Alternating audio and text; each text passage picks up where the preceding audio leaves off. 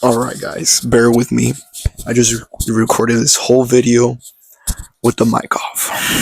Anyways, welcome to a new video talking about how to stay focused. If you're struggling to stay focused and you cannot lock in, this is the right video for you. I'm gonna give you 5 tips on what to do to stay focused in 2025. So one of the things that has worked out for me, and this is the first tip by the way, is creating a calm playlist. You could go on YouTube, search up lo-fi music, which is personally what I do.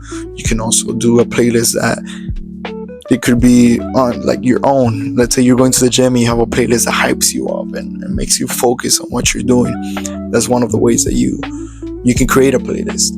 As well, there's other type of music that you can create. It's up to you. But what I mean overall about creating a playlist is that once you have music in the background while you're doing your work or you're working out, you block off all distractions. You block off your phone. You block off people that are probably calling you, because this is your zone and this is what you're supposed to be doing. Second tip is break big tasks into small steps. And what I mean by this, and I have mentioned it in the video before about discipline, is that sometimes our brain feels overwhelmed about just thinking about the end result, thinking about the big task that you're supposed to do.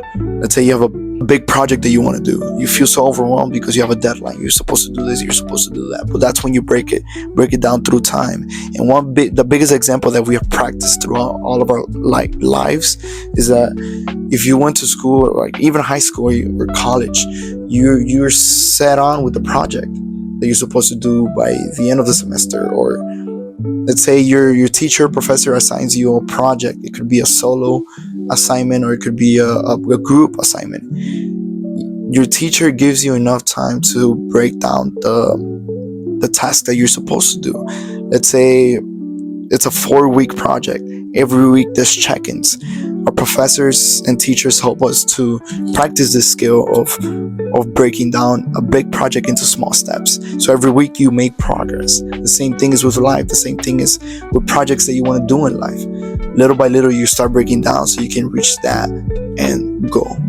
Third tip, use visual reminders. And what I mean by this is that this is like different for a lot of people. For me personally, I like using sticky notes. I sit down on my computer, I write down the things that I'm supposed to do during that little session of work, and then I go little by little, checklist.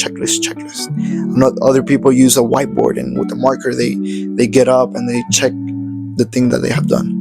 And what you're practicing here is you not getting distracted and forgetting the task that you're supposed to do. Because sometimes we try to like remember everything in our brains, but again, we get distracted. We look at our phones and we move away from the task that we're doing, and then you forget it. At the end of the day, you lay down on your bed and you're like, no, I didn't do it. That's one way that you can use visual reminders. Also, you can have a board on your room and then put in the big task at hand that you're supposed to do. And then every morning you get a reminder that that's the goal, and then you get motivated, you get inspired.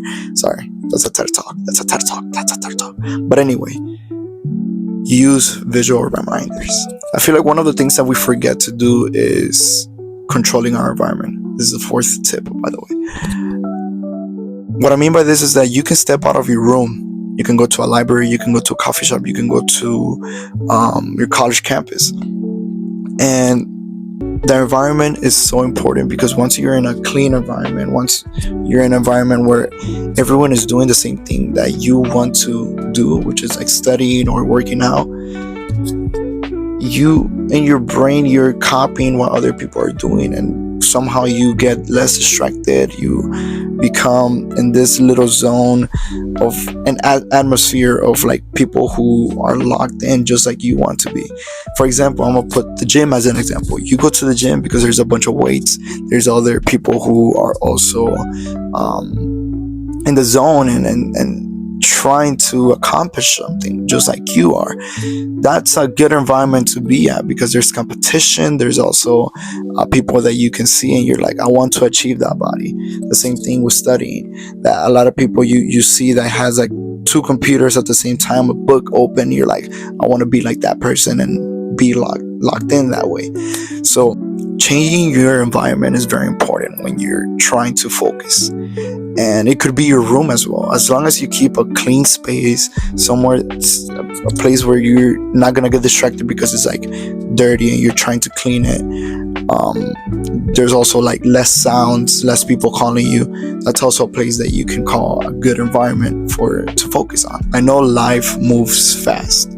There's a lot of things that go on in a day, a lot of distractions, but we forget to practice mindfulness. And this is the 5th tip, by the way. Practicing mindfulness is very important for your mental health, of course, but also for focusing. 2 minutes of you practicing breathing techniques. You start breathing in and out. You start to calm down. You start to let go of all the things in your head, and then you're able to clear your mind and focus on the task at hand. And practicing this every single day and making it a habit is very important to stay focused.